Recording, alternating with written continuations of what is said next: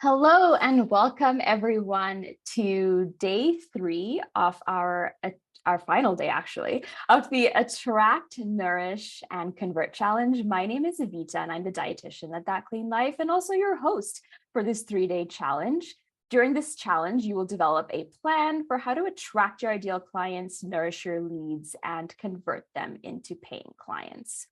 Each challenge day has one live class with a highly qualified business expert. We hope you learned a lot from our sessions with Ashley Sauvé and Heather Neild, who joined us over the last 2 classes. And today we have the fantastic dietitian, Krista Kolodziejzyk.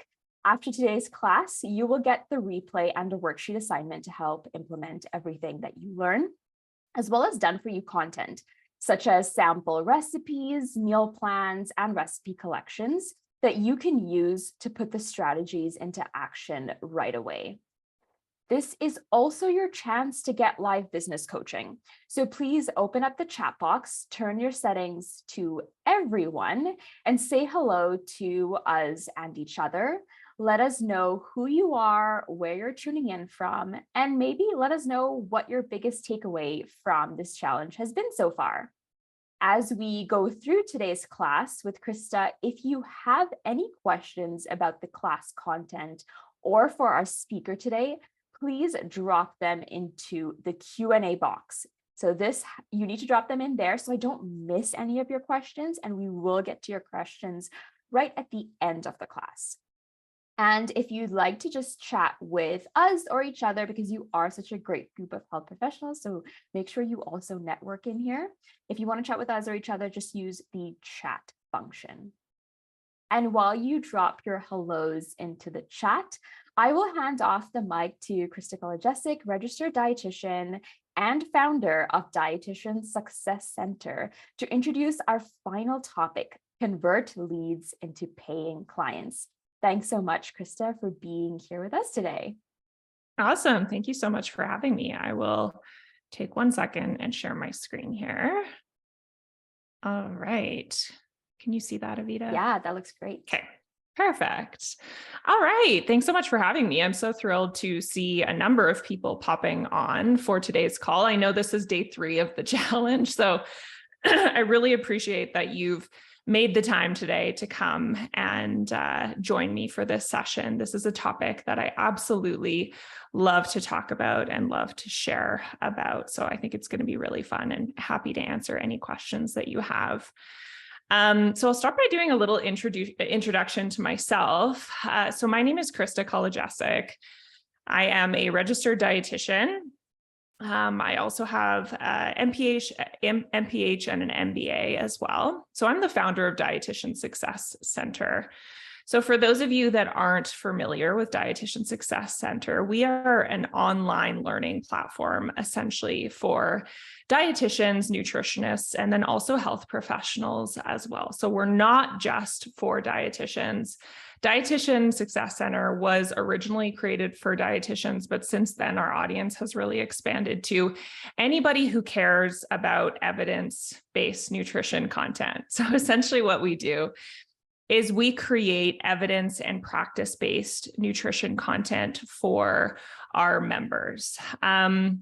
And so we'll take a nutrition topic, we'll do a thorough evidence review on that topic, and then we'll translate it into online courses, into evidence summaries, and into client handouts that you, the practitioner, can then use to enhance your learning and also to share with your clients as well. So we take away a lot of that extra work and administrative time that goes into having to prep for clients that perhaps maybe have a nutrition-related condition that is new to you.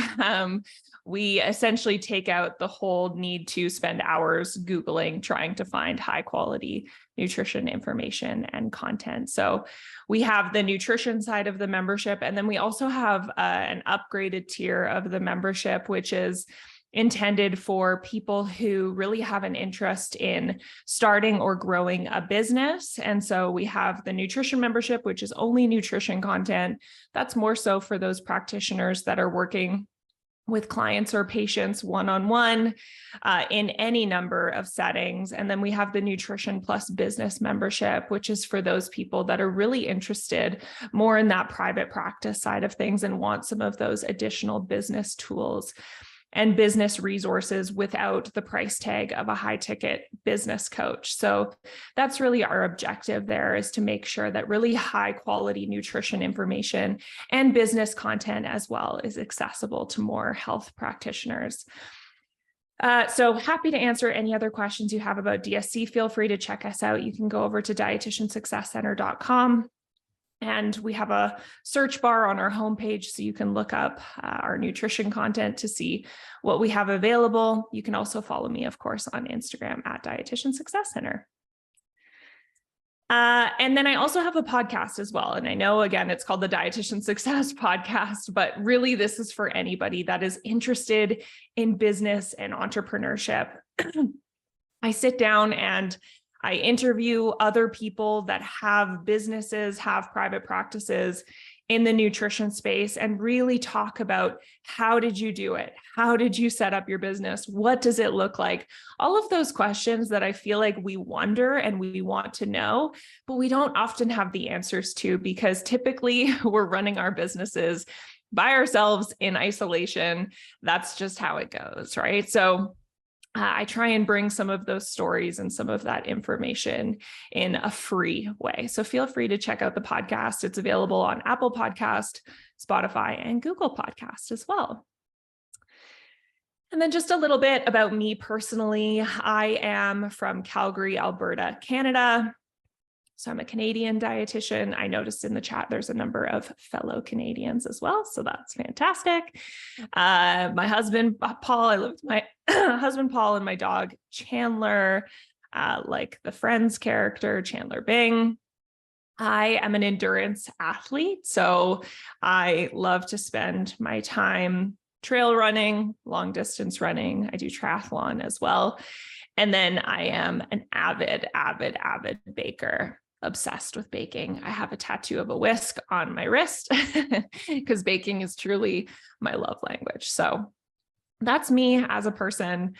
So now, before we really get into today's content, I want to flip it around and I want to ask you a question. And I want you to give me one word and post it in the chat. Give me one word to describe how you feel about sales. So I'm going to open up the chat just so I can see. Yes. So we have exciting and scary. Cool. Awesome. Overwhelmed. Yeah. Hopeful, sensitive. Icky. Yeah. Scary. There's a couple ickies. Yeah. Totally. Awesome. Yes. I like that. No problem if you believe in yourself. That's awesome. Excited to be better at it. Cool. Love that, Erica. Rima, necessary evil. Yeah, a couple necessary evils in there. Yes, totally. So that was what I expected. I expected those responses. And I hope that walking away from today's conversation, at the very least, I want to change your mindset a little bit with regards to sales, and hopefully change how you think about sales, because the way that I teach sales comes from a very authentic, non-icky, person-focused philosophy. And I think you can absolutely be successful. I know you can be successful without having to do some of those sales things that we often see online in the business coaching community that just feel right? Like they just don't feel good. And so my objective today is to hopefully have you walk away understanding that sales is actually a much more holistic process, and we can do it in a way that feels really, really good for us and actually might be enjoyable. It might be something that we like to do in our business. All right. So I know a lot of people will just talk through some of these emotions that come up when we think about sales. There's often fear, right? It's like, I don't know if I have the confidence to really sell what I have to offer, Or I'm scared that if I get on that discovery call, I'm going to freeze up and I'm not going to know what to say. And that is something that can absolutely, that fear can inhibit our development as business owners, because unknowingly we'll do a little bit of self-sabotage, right? Where we don't put ourselves out there in the way that we should, or we don't talk about our business when we actually should be talking about our business because we're really scared. Or confusing, right? It's like, what even is sales? It's such an abstract concept. How do I come up with a sales funnel? What even is that? How do I close a sale? How do I convert someone? There's so much confusion there. And then last but not least, right? The fear, the fear of being that cheesy salesperson, right? That car salesman. None of us want to be that person. And so we often run away from sales, especially as people who are in more of that health and wellness field, because we're so afraid of being this person or coming across as this person. And so I get it. So my objective today is that we are going to stay as far away from these things as possible. We're going to make it really clear, and we're going to talk about how to do sales in a way that feels really good. So I'm going to start by defining what sales is and what a conversion is as well, because some of us might be like, I don't actually even know what that means, which is totally fair. I'll talk a little bit again about how do we sell in a positive, non-manipulative, person first way that doesn't feel cringy, doesn't feel salesy. We'll talk a little bit about sales funnels and what that looks like, and then we'll finish off with those conversion tips. So once we, have thought holistically about sales in our business, then how do we actually convert people into those paying customers or paying clients? And I also just want to reiterate here that the principles I'm going to share can be applied to anything that you're selling. So it doesn't matter if you're selling one-on-one, if you're selling a group program, if you're selling online courses, if you're only selling meal plans. The information that I share today is really applicable universally, regardless of the types of things that we're selling. And so you can use these lessons for the different offers that you have in your business. Okay, so let's start by defining what sales is. So sales is essentially that we, as practitioners, demonstrate that we understand someone's problems. We communicate that we have the solution to those problems or a solution to those problems. And then there's an exchange of value that takes place, right? And typically that looks like you pay me and I'll give you that solution. I'll help you through this challenge. That's really sales in its simplest form. And so having a sales process in place helps to give us a little bit more ownership and a little bit more control in our business, so that we're not in a place of just sitting back and saying, oh, I'll just wait for paying customers or paying clients to come to me. Because if you do that, it's just not going to work, right? We have to be active in our business. We have to take an active role in our business in terms of attracting our dream clients or our dream customers. We can't just sit back, relax, and wait for people to come to us.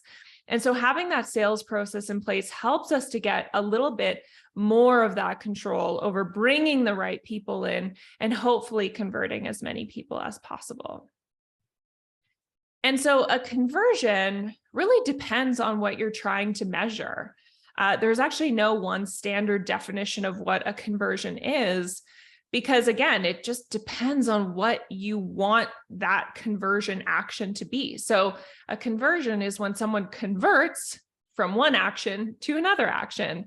So a conversion can be that somebody sees your freebie. Perhaps you are talking about a free resource that you have available on Instagram and they decide to download it. That could be a conversion. Somebody reads an email that you put out and they click a button in that email. That could be a conversion.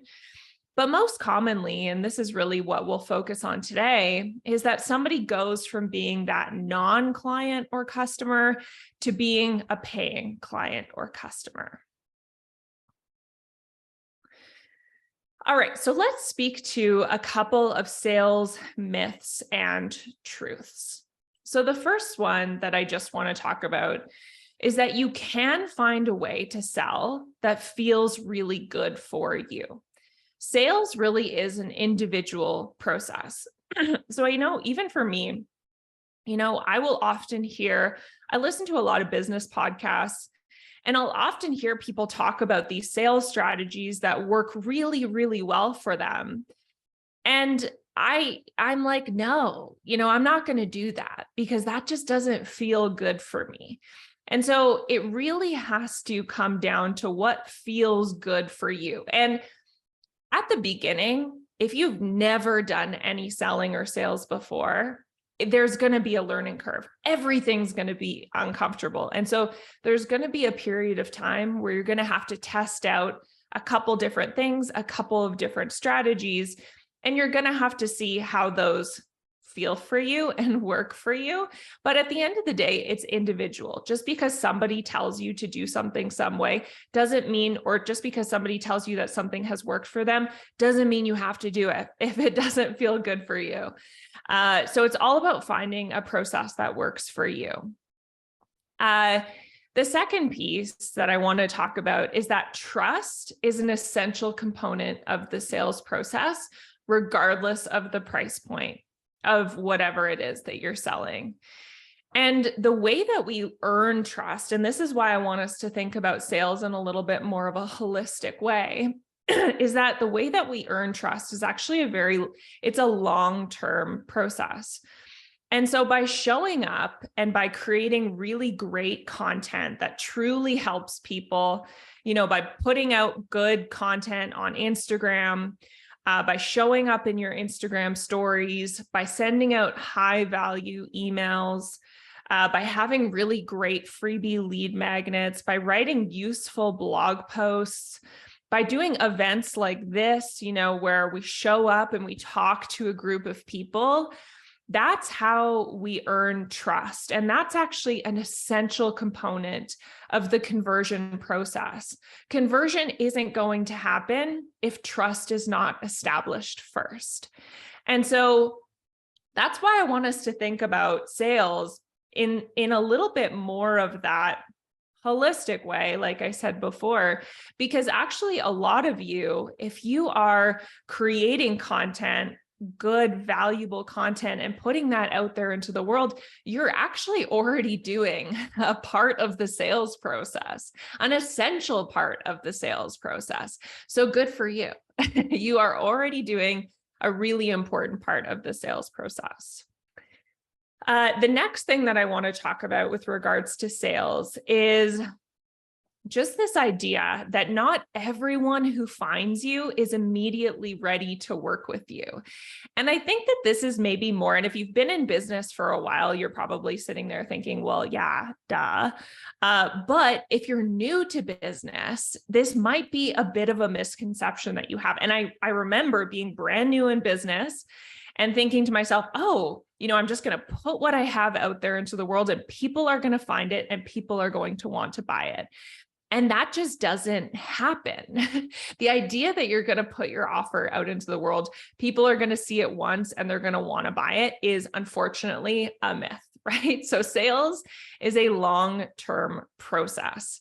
And so within the Dietitian Success Center business membership community, I teach this process where it's like we need to change our mindset a little bit, where whenever we market ourselves, we're not necessarily looking for that instant gratification of I put out an Instagram post and I automatically see somebody become a customer. It's imagining that every time I put out that Instagram post or publish that blog post, I am planting a seed. I am planting a seed, and my objective is that at some point, more and more of those seeds are going to come to fruition, but it's going to take time. And this is why businesses take time to grow. And this is why businesses tend to snowball over time, because we've planted so many seeds that more and more of those start to come to fruition. And so again, by consistently showing up, consistently engaging, we're building that trust and we're helping to ensure that more of those seeds come to fruition. And I like to think of prospective clients or prospective customers in sort of 3 different buckets. And I like to use this nutrition appropriate analogy just to really help to sort of conceptualize this, because it's important to understand as well that every customer has their own sales journey that they are going to take. And we don't have control over somebody's readiness to make a purchase. I really don't believe that. We are all autonomous humans. We know when something's right for us and we know when something's not right for us. And so we need to make sure that we're respectful and we're mindful of that. And so this is just a reminder that some people that find you, come across your offer are like basil. Basil is a fast grower, right? It feels like you pick it and then a couple days it's ready again. So it's ready to harvest quickly. These are the people that find you and they're like, yep, I like you. I trust what you have to offer. I'm in a stage of readiness where I want to buy. So great, let's do it. I'm going to purchase. Some people are like that, but not everyone is like that. Some people are like carrots. Carrots take a little bit longer to harvest, right? They need a bit more time. So these are the people that find you. Maybe they join your email list, they stick around for a little while, but they still have some trust that needs to be built, or they're just not ready yet. They may be at some point, but they're just not ready yet. And then we also have some people in our audience that are like apples, where that process of building and trust and developing their readiness takes a lot longer.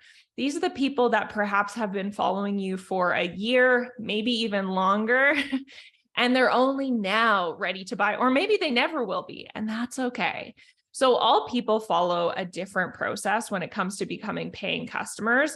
And so we just have to be aware of that. And that's really why we develop our sales funnels and why we continue to create content, with the objective being that we help to facilitate more people to go through this conversion, to actually convert from becoming just an audience member to a paying customer or a paying client. So I want to review a sales funnel for a second. This might be new for some of you. This might be repeat information for others, but let's just talk a little bit about a sales funnel and what that really is. And while I'm talking about this, I want you to think about your own business and think about whether this is something that you have in your own business. And if not, are there gaps within your funnel and how could you fill those? And so the idea being, that we use this concept of a sales funnel to transition somebody from being what we would call a cold lead. So somebody who just comes into your world, learns about you and what you have to offer, but they're not ready yet. They're not at that point yet where they know you, they like you, they trust you enough to want to buy from you. Those are considered our cold leads. And as they continue to be in your world, be exposed to your content, learn from you, be exposed to your offer, the objective being that more of those people eventually turn into warm leads and then hot leads and then a paying customer or a paying client. So a sales funnel is essentially a visual way that we can map out the conversion journey that somebody takes. And so I want to walk you through an example of what that might look like for a lot of businesses. So typically, at the very top of our funnel, the goal here is that we're trying to attract as many of our ideal clients as possible to enter the top of our funnel. And so generally what that looks like is that somebody will find you on social media, maybe a podcast that you've done, maybe a community presentation, a live workshop, whatever that might be. And then there's some sort of a conversion action that has to take place in order for them to stay in your world and move down the sales funnel. So typically what that looks like is they'll join your email list by downloading your freebie, your lead magnet. And then you really have the opportunity to be able to start that trust building process with that customer or with that client. And then maybe in order to nurture that lead, you do something like a live event every quarter. Maybe they come and they attend one of your live events and they have a chance to see you in person and really get a sense of what you do and what you talk about. And then perhaps from there, they decide to book a discovery call. And that's what's considered a hot lead. And then from there, the hope being, once they have a discovery call with you, they convert into a paying customer or a paying client. And so let's focus for a second on how we optimize conversions. So I want to talk through some tips I have for how to make it easier for somebody to go from that audience member, from that hot lead to, I actually am going to pay you for what you have to offer. And so some of these tips are more for, I included tips for all sorts of different types of sales tactics that you have in your business, because I know not everyone offers discovery calls.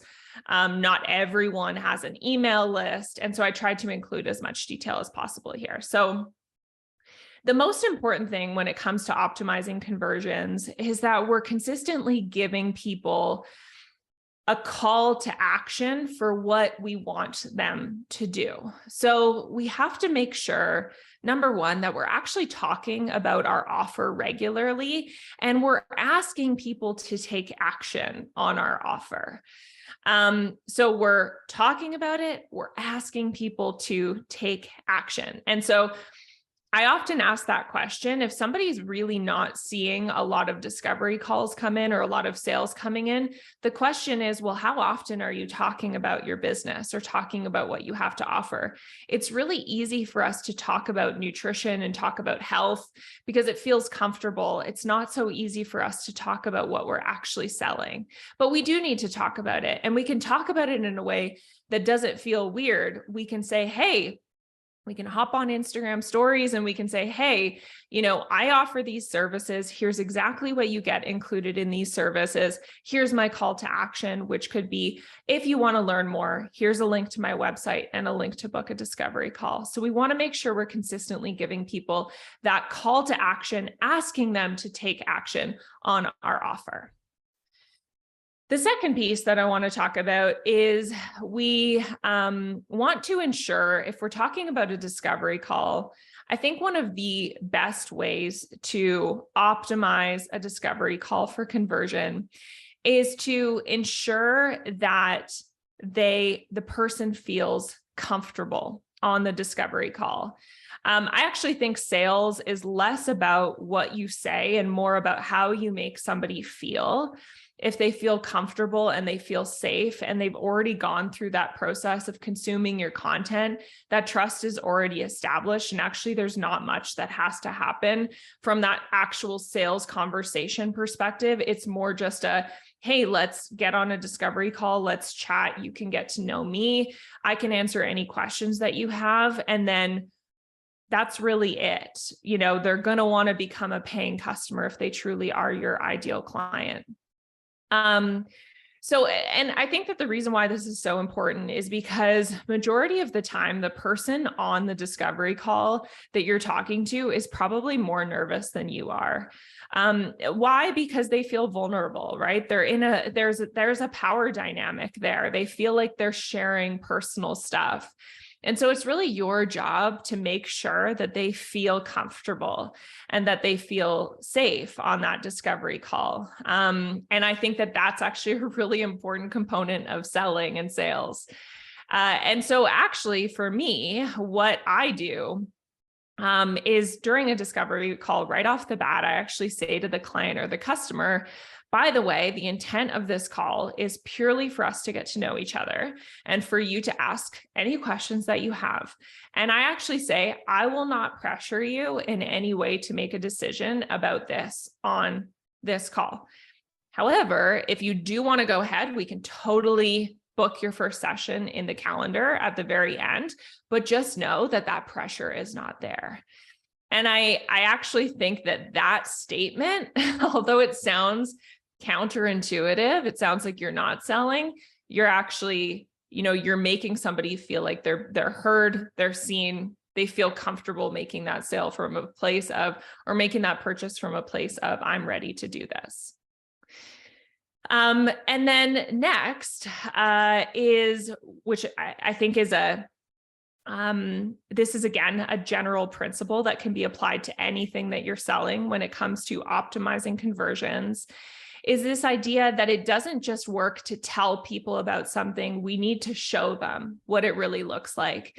So one of the things that I often say to DSC members when we're having conversations about sales is that most people actually don't know what working with a dietitian or a nutritionist means. They come to the table with a lot of preconceived notions around, I think this person might tell me what to eat, not to eat. I think they're going to, just give me a meal plan and that's it. I think they're going to make me feel a little bit guilty about what I've been eating. Maybe they'll help me lose weight. Most people just don't know. And so we need to make sure that we can show people and really explain to people when we get a chance to talk to them about our services, what it actually looks like for them to work with us. And so one of the best ways that I have developed for doing that is to come up with a simple 1 or 2 page document that you can share with somebody when you're having a discovery call with them, to really show them, and I call this your teaching framework, to really show them that when you guys work together, what are some of the things that you're going to work on? What are some of the things that they're going to learn? What are some of the things that they're going to walk away with? And then again, that is sales, right? You don't even have to have a conversation about you don't have to have a sales conversation, a traditional sales conversation, because that in and of itself, that teaching framework is selling itself. That is selling you. That is selling your services. Because remember, linking back to what we talked about at the beginning with the definition of sales, we are showing that we understand somebody's problem and that we're offering up a solution. And then there's going to be an exchange of value. Now, if you don't do discovery calls, you can also do this. So one of the most effective tactics that I've actually found, I do this all the time in my own business, and it almost always results in a conversion, is when I go on Instagram stories and I show my audience what they get with DSC. So I log into the membership, I explore, I do a video of my computer screen, and I actually show people exactly what it looks like when they're a member, exactly what they get. We have to show people, we can't just tell them. We want to give them a chance to test drive. There's a reason why car dealerships offer test drives, right? It gives people a chance to experience something. And so the more that we can do that, the better chance we're going to actually convert someone. And so I hope that through those tips and those examples, we're able to see sales in a different light. And we're not just looking at sales as a conversation or a script that we have to have that involves conversation about price and objections and whatever. It's like, no, there's actually so many different ways that we can think about sales. And, talking about a teaching framework feels really great as a practitioner. And that is selling at the end of the day. And so, at the end of the day, just to summarize, things that need to be in place before a conversion happens: knowledge, trust, and it needs to be at the right time. And that is it for me. So I went a couple minutes over, but no, thank you so much. That was so insightful, Krista. We're so grateful for your time today. Before we head into our Q&A, we have a question for you. What's one piece of advice that you will implement either from today's class with Krista or from this challenge overall? Let us know in the chat. And while you answer that, I want to say thank you to everyone for attending live, or if you're watching the replay, thank you for sticking around. We will be sending you the recording of this class, as well as your worksheet assignment and your sample recipe, meal plan, and recipe collection in the replay email. So keep an eye out for that. We hope that each expert class in this challenge has helped you Create a solid plan for how you want to attract your ideal clients, nourish your leads, and convert them into paying clients. If you are not yet a member of That Clean Life, but you want to introduce nutrition planning into your practice, you can join us next Tuesday, March 21st at noon Eastern Time for a live demo where you will learn how to easily create and customize meal plans, recipe collections, and meal planning guides, and to increase your client success and grow your business. But details for registration for this live demo will be sent in the replay email as well. And if you're currently a member of That Clean Life, you're all set to start using this information to take your business to the next level. So you can also register for our next members only coaching call and bring your questions. The link to register can also be found in your dashboard. So thank you again, everyone, for tuning into our session today with Krista for our Attract, Nourish, and Convert Challenge. That's it for our class portion, but please stick around for the Q&A. If you can't stay for the Q&A, you can always email us at hello@thatcleanlife.com.